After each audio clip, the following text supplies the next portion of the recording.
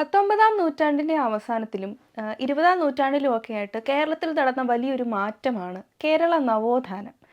സാംസ്കാരികപരമായും കലാപരമായും അതുപോലെ മതപരമായും ഒക്കെ ഒരുപാട് മാറ്റങ്ങൾ വന്ന ഈ ഒരു കാലഘട്ടത്തിൽ കുറച്ച് ആളുകൾക്ക് ഈ മാറ്റങ്ങളെ ഉൾക്കൊള്ളാൻ സാധിക്കാതെ പോയിട്ടുണ്ട്. അത്തരം ആളുകൾ നേരിട്ട ഒരു പ്രശ്നത്തെ അധികരിച്ചുകൊണ്ട് 1973 പുറത്തിറങ്ങിയ സിനിമയായിരുന്നു നിർമാല്യം.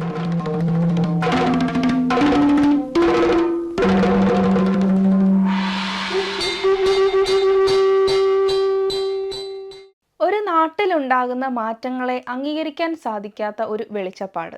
കൊടും ദാരിദ്ര്യത്തിലൂടെ അയാളുടെ ജീവിതം കടന്നുപോയിക്കൊണ്ടിരിക്കുന്നു. തൻ്റെ ഭാര്യയ്ക്ക് പറ്റിയ തെറ്റ്, അതുപോലെ കുടുംബത്തിലുണ്ടാകുന്ന ദാരിദ്ര്യം, ഇതെല്ലാം താൻ കാരണമാണെന്നും മാറ്റങ്ങളെ തിരിച്ചറിയാതെ ജീവിതം മുന്നോട്ട് കൊണ്ടുപോകാൻ സാധിക്കാത്തത് മൂലമാണെന്നുമുള്ള ആ ഒരു ഉൾക്കാഴ്ച, ആ ഒരു ബോധവുമായി അയാൾ ദേവിയുടെ അടുത്തേക്ക് പോവുകയാണ്. അവിടെ ചെന്ന് പൂജകളൊക്കെ നടത്തിയ ശേഷം വെളിച്ചപ്പാടിന് ശക്തി പ്രാപിക്കുന്നു. ഈ ശക്തിയിൽ അയാൾ ഓടിച്ചെന്ന് സ്വയം തലയിൽ വാളുകൊണ്ട് കൊത്തി ആത്മഹത്യ ചെയ്യുകയാണ് ചെയ്യുന്നത്. ഇതിന് തൊട്ടു മുൻപായി വളരെ പൊളിറ്റിക്കലായി ചർച്ച ചെയ്യപ്പെട്ട ഒരു കാര്യമുണ്ട്.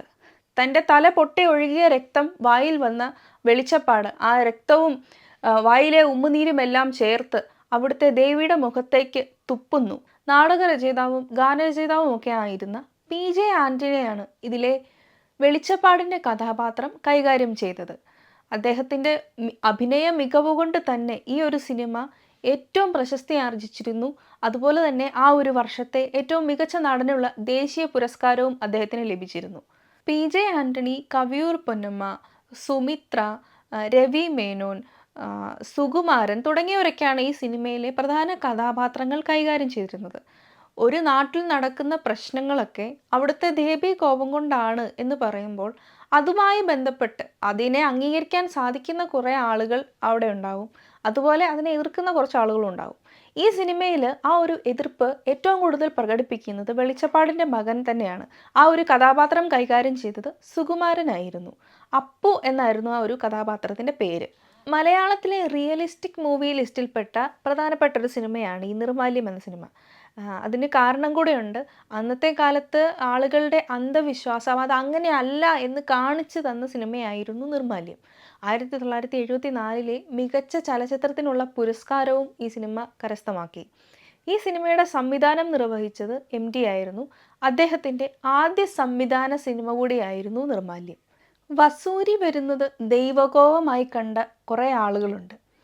അവരുടെയൊക്കെ പ്രതിനിധിയാണ് ഈ വെളിച്ചപ്പാട്. എന്നാൽ അതൊരു അസുഖമാണെന്നും അതിന് മരുന്നുണ്ടെന്നും കണ്ടുപിടിച്ചിട്ടുണ്ട് എന്നുള്ള കാര്യം മനസ്സിലാക്കിയിരിക്കുന്നത് അതിലെ അദ്ദേഹത്തിൻ്റെ മകനായ അപ്പുവാണ്.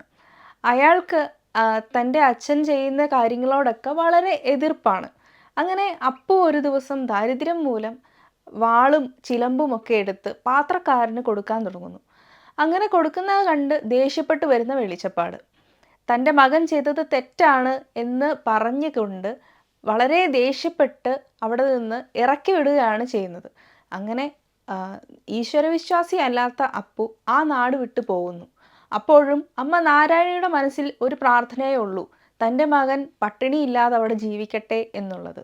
അമ്മ നാരായണിക്കാകട്ടെ എപ്പോഴും ഉള്ളിലൊരു ആശങ്കയാണ്. മകൾ വളർന്നു വന്നു, അവൾക്ക് വിവാഹപ്രായമായി, അവളെ കെട്ടിച്ചയക്കാനുള്ള പണം തൻ്റെ കയ്യിലില്ല. എങ്കിൽ പോലും ഈ ആചാരങ്ങളൊന്നും നിർത്താൻ ഒരിക്കൽ പോലും നാരായണി വെളിച്ചപ്പാടിനോട് പറയുന്നില്ല. എന്നാൽ മകൾ അമ്മണിയാകട്ടെ അവിടെ പുതിയതായി വന്ന പൂജാരിയോടൊപ്പം പ്രേമത്തിലാണ്. വെളിച്ചപ്പാടിൻ്റെ ഭാര്യ നാരായണിക്ക് എപ്പോഴും ഒരു ഭീതിയാണ്. തൻ്റെ വീട്ടിൽ അനുഭവിക്കുന്ന ദാരിദ്ര്യം തന്നെ എത്രമാത്രം പ്രശ്നത്തിൽ ആഴ്ത്തുന്നു എന്നുള്ളത് ആ ഒരു ക്യാരക്ടറിലൂടെ നമുക്ക് കാണാൻ സാധിക്കുന്നുണ്ട്. അമ്മിണിയുടെ പ്രണയം നിലാനീരത്ത് വെച്ച് അവസാനിക്കുകയാണ് ചെയ്യുന്നത്. തൻ്റെ പ്രണയം ഒരു ദുഃഖത്തിൽ അവസാനിക്കുമെന്ന് മുൻപേ അറിയാമെങ്കിൽ പോലും താൻ തൻ്റെ കാമുകനെ ഒരിക്കലും തെറ്റു പറയുന്നില്ല. അയാളുടെ ഗതികേട് കൊണ്ടാണ് അയാൾ പോകുന്നതെന്ന് അമ്മിണി മനസ്സിലാക്കുന്നു. പിന്നീട് അവൾ പറയുകയാണ് ഇനി വരുമ്പോൾ ഭാര്യയുമായി തൻ്റെ നാട്ടിലെത്തണം എന്നൊക്കെ. ശക്തിയുള്ള ദേവിയെ തൊഴാൻ വേണ്ടി തൻ്റെ കാമുകനെ ക്ഷണിച്ചുകൊണ്ട് അവിടെ നിന്ന് പോകുന്ന അമ്മിണി കൊടും ദാരിദ്ര്യത്തിനിടയിലും തൻ്റെ പണം തിരികെ വേണമെന്ന് ആവശ്യപ്പെടുന്ന മോയുണ്ണി എന്ന കഥാപാത്രം. ആ ഒരു ദാരിദ്ര്യത്തിന് മുകളിലാണ് തൻ്റെ ഭക്തി നിൽക്കുന്നത്. ആ ഭക്തിയാണ് തൻ്റെ പരാജയത്തിന് കാരണമെന്ന് മനസ്സിലാക്കുകയാണ് നാരായണി. നാരായണിക്ക് പക്ഷേ കടക്കാരനായ മോയുണ്ണിക്ക് വേണ്ടി തൻ്റെ ശരീരം വിൽക്കേണ്ടി വരുന്നു. ഈ 42-ാം വയസ്സിൽ എന്നെക്കൊണ്ടിത് ചെയ്യിച്ചത് നിങ്ങളാണ് എന്ന് നാരായണി വെളിച്ചപ്പാടിനെ കുറ്റപ്പെടുത്തുമ്പോൾ വെളിച്ചപ്പാടിന് തൻ്റെ തെറ്റ് മനസ്സിലാകുകയാണ് ചെയ്യുന്നത്. ഇതിലെ വെളിച്ചപ്പാടിൻ്റെ കഥാപാത്രം അനേകം ആളുകളുടെ പ്രതിനിധിയാണെങ്കിലും അദ്ദേഹം വെറുമൊരു ആളല്ല, അതായത് വെറുമൊരു ഭക്തനല്ല, ദൈവത്തിൻ്റെ മാധ്യമം കൂടിയാണ്. ദൈവത്തിന് എന്താണ് മറ്റുള്ളവരോട് പറയാനുള്ളതെന്ന് ആളുകളെ അറിയിക്കുന്ന ആളാണ്. ഭൗതികമായിട്ടുള്ള മാറ്റങ്ങളെ അയാൾക്ക് അംഗീകരിക്കാൻ സാധിക്കുന്നില്ല. അതുകൊണ്ട് തന്നെ ഇതിലെ തമ്പുരാൻ്റെ കഥാപാത്രത്തോടും വെളിച്ചപ്പാടിന് എതിർപ്പാണുള്ളത്. സാംസ്കാരികമായി കൊണ്ടുവന്ന കലാരൂപങ്ങളൊക്കെ ഇന്ന് തമ്പുരാൻ കച്ചവടത്തിന് വെച്ചിരിക്കുന്നു. ആ ഒരു സംസ്കാരം നിലച്ചുപോയി, അല്ലെങ്കിൽ ഇനി അങ്ങനെ ഉണ്ടാവില്ല എന്നുള്ള ഒരു ആശങ്കയൊക്കെ വെളിച്ചപ്പാട് പ്രകടിപ്പിക്കുന്നുണ്ട്. കേരളത്തിൽ 70കളിൽ ഉണ്ടായിട്ടുള്ള മാറ്റങ്ങൾ ഈ സിനിമയിൽ നമ്മൾ കാണുന്നുണ്ട്. തൊഴിലില്ലായ്മ, അതുപോലെ നക്സലിസം, യുക്തിവാദം തുടങ്ങിയ കാര്യങ്ങളൊക്കെ ഈ സിനിമയിൽ റെപ്രസെൻ്റ് ചെയ്യുന്നുണ്ട്. നിർമാല്യം സിനിമയുടെ സിനിമാറ്റോഗ്രാഫി നിർവഹിച്ചിരിക്കുന്നത് കെ രാമചന്ദ്ര ബാബുവാണ്.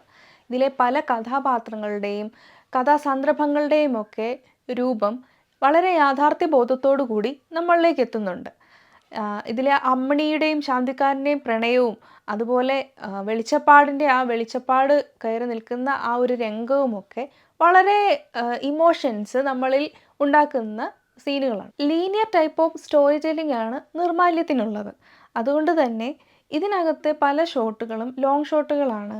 കൂടാതെ ഇതിനകത്തെ ഇമോഷൻസൊക്കെ നമുക്ക് വളരെ ലീനിയറായിട്ട് തന്നെ കൺവേ ചെയ്യുന്നുണ്ട്. ഈ ഒരു സിനിമയുടെ എഡിറ്റിംഗ് നിർവഹിച്ചത് രവി കിരൺ ആയിരുന്നു. ഈ സിനിമയിലെ ഗാനങ്ങളൊക്കെ ഇടശ്ശേരിയുടെയും സ്വാതി തിരുനാളിൻ്റെയും കൃതികൾ എടുത്തിട്ടാണ് സംവിധാനം ചെയ്തിരിക്കുന്നത്. ഈ സിനിമയുടെ സംഗീത സംവിധാനം നിർവഹിച്ചത് കെ രാഘവനാണ്. ഈ സിനിമയുടെ ബാക്ക്ഗ്രൗണ്ട് മ്യൂസിക് ചെയ്തത് എം ബി ശ്രീനിവാസനായിരുന്നു. എം ബി ശ്രീനിവാസൻ്റെ മറ്റൊരു പ്രത്യേകത എന്ന് പറയുന്നത് യേശുദാസിനെ ഗായകനാക്കിയ സംഗീത സംവിധായകൻ കൂടിയായിരുന്നു അദ്ദേഹം. എം ടിയുടെ നിരവധി കൃതികൾ സിനിമയായിട്ട് വന്നിട്ടുണ്ടെങ്കിലും നിർമാല്യം എന്ന സിനിമയ്ക്ക് ചില പ്രത്യേകതകളൊക്കെ ഉണ്ട് എന്ന് പറയാതിരിക്കാൻ കഴിയില്ല.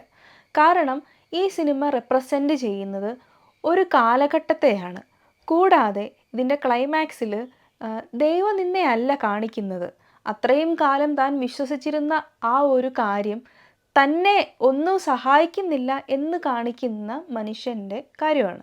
നവോത്ഥാനത്തെ അംഗീകരിക്കാൻ പറ്റാത്ത ആളുകളുടെ റെപ്രസെൻറ്റേറ്റീവാണ് വെളിച്ചപ്പാടിൻ്റെ കഥാപാത്രം. ഇന്നും ഇത്തരം രീതിയിലുള്ള കാഴ്ചപ്പാടുകളുള്ള ആളുകളുണ്ട്. അവർക്കിടയിലേക്ക് നിർമാല്യം എന്ന സിനിമ വീണ്ടും ചർച്ചാ വിഷയമായി മാറിക്കൊണ്ടിരിക്കുന്നു.